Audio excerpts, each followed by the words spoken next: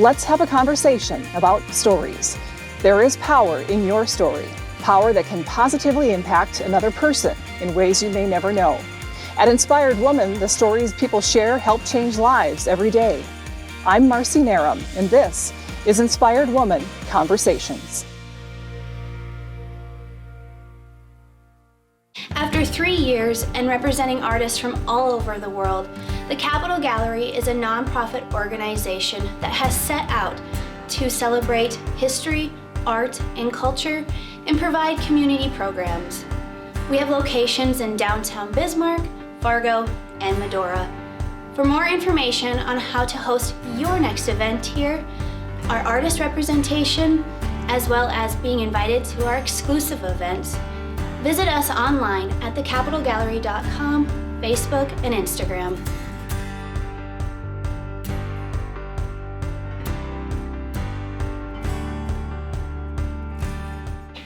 If you have a child in sports and they have a head injury and get put back in the game, you better make sure that Jami Benz is not in the crowd, because she will make sure that that does not happen. I'm Marcy Narum. I'm your host for Inspired Woman Conversations. Thanks for watching. And Jami is here because we're talking about Brain Injury Awareness Month, and you are really have become kind of a spokesperson, a local spokesperson for TBI and brain injury awareness, and all because you know it well, right? Right. Yeah. A little too well. A little too well. Yeah. So tell me about how it started with your son. Yes. Really. It actually started with our daughter in yes. 6th grade, but we didn't really pay attention to that because it was, doctors said she's fine, and I guess I didn't dwell on it. But then our son, August 23rd, 2016, you will always remember the date whenever you have a huge journey that you start, and that was the day he was on the soccer field. He was put in the last few minutes of a JV game, getting ready for a varsity game, and he went up. He was in soccer, so the ball is coming towards him, and it hit him in his left side of his head. A opponent player was coming to do a header to that ball, which hit Braden in the right side of his head. So it was a double whammy, and there were, I don't remember how many minutes left. We didn't see it happen. We saw another kid get a big blow to his head that got taken out of the game. So I'm like, oh, thank God that's not my kid. Oh. But then as the game continued, there was probably, I don't know, maybe like 5 more minutes or 6 more minutes left of the game that Braden, right after the hit, the ref said, "Are you okay? Do you need to leave?" And Braden's like, "I'm good." He looks at the bench. There's no one left on the bench because they were all warming up they were meeting for the varsity to start soon. So he's like, "I can't fail my team. I have to keep going." So the ref's like, he's like, "Nope, I'm good. And again, as an athlete, you push through things, right? And you don't think of all these consequences that can happen, nor did I, knowing a concussion would be that bad. So as he played, he tells his story best that my vision starts changing. I feel a little off balance stuff happening. Game ends, we drive home, and he calls and says, "Oh my gosh, did you see that terrible blow, a double whammy I took?" And I'm like, "No, I saw so-and-so get a hit, but not you." And so he didn't have symptoms right away, probably for, let's say, like a good week.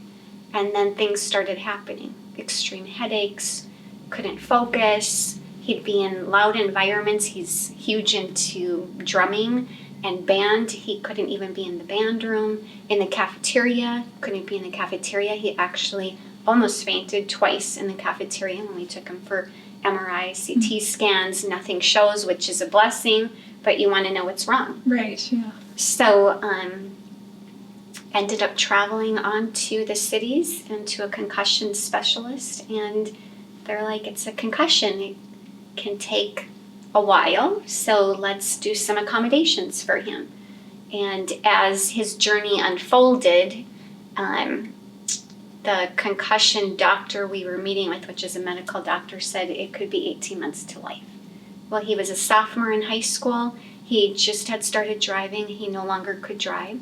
He could hardly function in school. Straight A, some B student, where he was like, I can't even endure a whole day, but wouldn't leave. So we started doing accommodations, which were like a 504 plan. I don't know if you've heard of that. No, I'm not familiar. Okay, so a 504 is, which I didn't know anything about either. Heck, I didn't even know what a TBI was till my friend said, do you think he has a TBI? I'm like, what's that? Right. But a traumatic brain injury and a concussion falls in that category. More mild, but still falls in the category. So we put a 504 together, and he had a lot of accommodations that we were blessed to get from Children's Hospital in the cities, our concussion doctor. And that 504 plan said you will only do even instead of even and odd numbers on a test. You will not take notes, you will be handed notes. Because the less vision's affected on concussion, so the less you have to do is better for your brain to heal and be able to return to learn. Okay. And return to learn, on that note, is something that you have really been involved with the North Dakota Brain injury. Brain Injury. Is it association or? No, it's just North Dakota Brain Injury. I didn't even know we had one. Mm-hmm. And when Braden was going through this, I was online trying to figure out how do I help him get through this, and how do I get him back to driving, and how do I get him back to school and being the kid he was before, because you almost become isolated because noise, everything triggers this extreme headache. And North Dakota Brain Injury popped up, and I started researching some things, and I learned probably most about return to learn from our Children's Hospital doctor in the cities, that a 504 is critical because we need the brain to heal. Most people will just stay home in a dark room and not have a lot of exposure. That used to be what they wanted you to do, is rest, rest, rest. That's not good now, and the reason it's not is then you can't find your way back. Then any little stimuli will bother you. So we were like, okay, well, you got to keep going to school, which he wanted to. He wouldn't have missed because he loved being with his friends and all of that. So instead, you create a 504, which is just accommodations for anyone with like a medical illness. How do we help this student succeed when they have something medically going on? And so it was things like he can't be in the band room. He might have to practice in a different practice room, or he might just have to sit out of band right now until he can in. We'd ease him back in slowly. He can't do every assignment. He can only do even numbers or odd numbers. Even his ACT tests, he took it twice. And one time he took it without any accommodations just to see, and one time he took it with accommodations. And accommodations meaning he got a little bit more time. That parents don't even know you can get accommodations, but if you are concussed or you have any medical issue at all, you can ask the state to give you an accommodation. So we worked with our school on that, and he was able to, so he was just comparing, how am I without, and then how am I with, and the score was almost the same, I guess, on that end. But our school really worked with him. He could, if he'd feel anything, he could dismiss himself and go lay down in the guidance counselor's room and just be in a dark room with no noise, and then return once the headache came down. So we didn't use any medications for him. It was all holistically done, as well as listening to the body, get out of the class, rest, and come back into class. And it was great. But that's a piece of the puzzle that people forget. Right. Oh, yeah. Going back into the classroom. Yeah. Yeah. Back onto the playing field or onto the Yes. basketball court or whatever is So everybody, first thing, right? everybody focuses on that. Everybody focuses on what's the protocol to return to play. Coaches want to know, the athlete wants to know, but everybody forgets about what about return to learn. Lights are going to bother. Lots of reading. He couldn't read because vision is so disrupted. Even if you don't think it is, it's always disrupted when you're hit in the head. And so his words would become blurry And at one point he had to get prism glasses to relax the optical nerves so that he could keep reading. Well, then we were like, maybe we do audio and do some audio instead of reading. Let's have him just listen to the audio, which worked.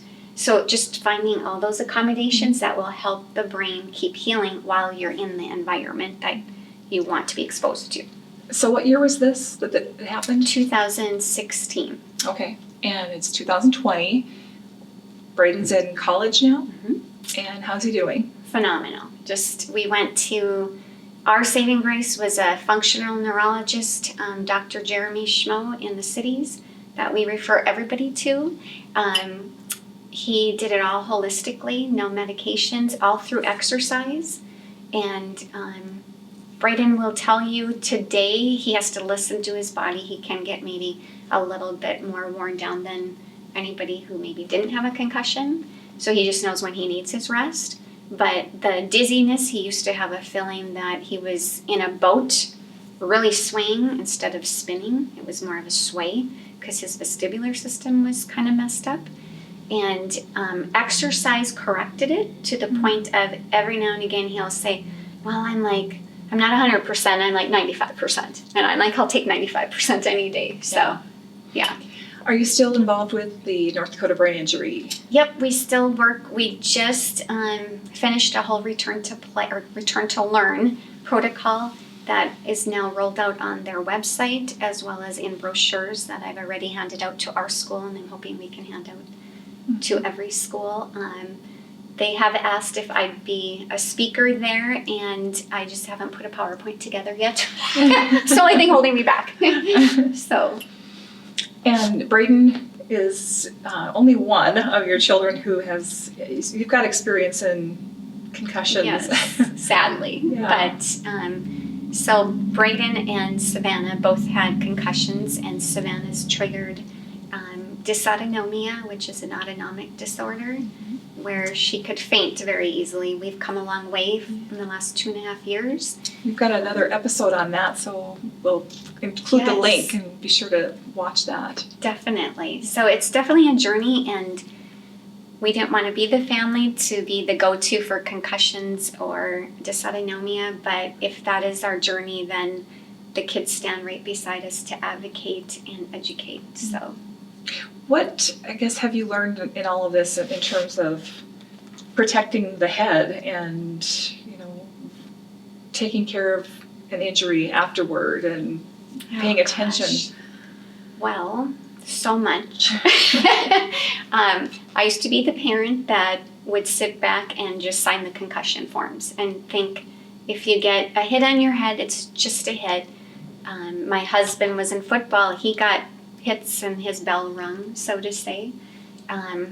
But nowadays, there's a shift in the pendulum, and I really feel it has to do with food, water we're drinking, environment-wise. People ask, is there a genetic component? How do you get 2 kids with such severe things following a concussion? I don't know. Nobody knows that answer for us.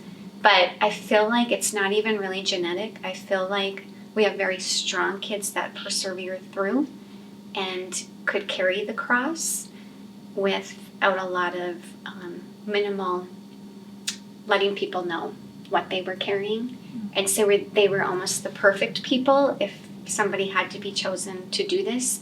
So right now we are constantly being called, what can we do? And we've headed up different concussion discussions within Bismarck Mandan. Braden and I have been on different panels with many different people through Brain Injury of North Dakota as well. So just telling stories and letting kids, the one thing I've learned through this is the kids that have been in sports have told me they purposely have failed their impact testing, which is a test you do prior to having sports, because these kids want to play. They want to be part of a team.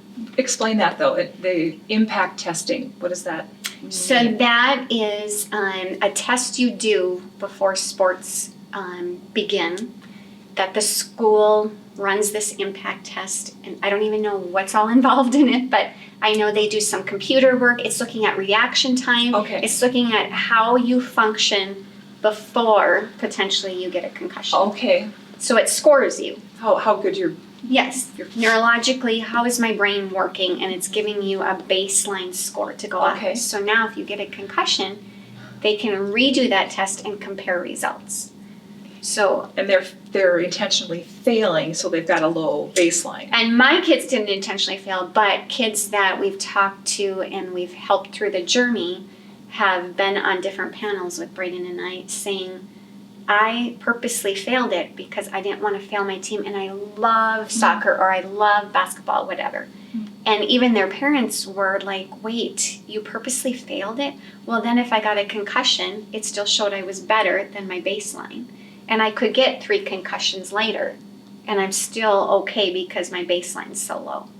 So that is something I plead to everyone. I don't know if it's a new norm. I know I asked our kids, and they were like, definitely not. Like, we didn't even think of that, which is great, but it's a way to get it out there, saying kids or even parents, talk to your kids.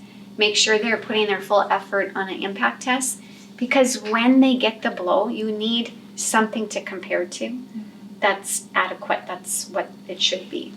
And if you hit your head hard enough that you see stars or you pass out for even a moment, Yeah. you should go to the doctor. Definitely, Have definitely. that checked out. Yeah. Yeah. So, we Not just get back in the game. Yeah. Yeah. And I can honestly say when our son got the soccer, again, I signed that concussion form. He said, did you see that terrible blow? And I'm like, no. Then we noticed little things. I didn't take him in right away because I'm like, it's a hit to your head. You don't think it's a soccer ball. Like, but do you know the force of a soccer ball and the force of somebody maybe body checking you or whatnot? And then you have a head coming into your head as well as a soccer ball. So sportsman called the next day and said, we know he's got a concussion. And I'm like, yep, it sounds like that to me too. And just rest, take it easy. And then we'll get him back in the game when he's cleared from the doctor. So that was my cue, like, maybe I should just take him in, because he's going to want to get back in the game, right? Yeah. It's not going to be a prolonged thing, because you don't think of the post-concussion symptoms that can go with this. And then as the weeks developed, how severe he got, that we were just literally blown away by it. So what would you say to people who are watching this episode and want to be part of the conversation? What would advice do you have, or Well, the big thing, if for any parent, really communicate with your child. And concussions are not what they used to be, and not that they were ever good in the past, but there's a lot changing in our environment and in our world and how we nourish our bodies that will affect neurologically. For kids especially, my heart goes out to you. I know you have that peer pressure all the time to be part of a game, but you have to bow out. And I really plead to coaches, if someone gets hit, and I know we have sports meds nowadays at every game, but I was that mom on our daughter that sports med said she can go back into the game, and we refused because of Brayden's. And thank God we did, because 2 days later she started blacking out. So trust your instinct as a parent, but kids, listen to your body, and coaches and schools and teammates, let that kid rest. Just let them rest, and it's one game. Let them rest from practice for, don't push them so hard, or to be right back to because that's what they want to do. They don't want to disappoint you, right? So give them a break and be like, hey, you got this hit, just sit out. You'll be back in on the next game, and let them just get that rest they need. any resources that you would recommend? North Dakota Brain Injury, I'll say, is a big one, and Brain Injury of America. There is Dr. Schmo's office, Minnesota Functional Neurology, which is now Midwest Functional Neurology. But resources in Bismarck, Mandan, we've had great PT people that knew about TBIs, and doctors, we keep educating along the way, but there's even different chiropractors and doctors locally that you can go to. So just really trust your instinct. It's not what it used to be, and listen to your kid, have that communication. All right. Jami, thank you so much for sharing so much of your story and your journey, all that you've learned, and I hope that the conversation can continue here and that people are gaining more awareness about brain injuries. Definitely. Nothing to fool around with. Yeah. No. Well, thanks for watching this episode of Inspired Woman Conversations. When you're in downtown Bismarck, be sure to stop in at Capitol Gallery, where our little studio is, and check out Be Wise Media with Ben Weisbeck, the producer of the program. We'll see you next time.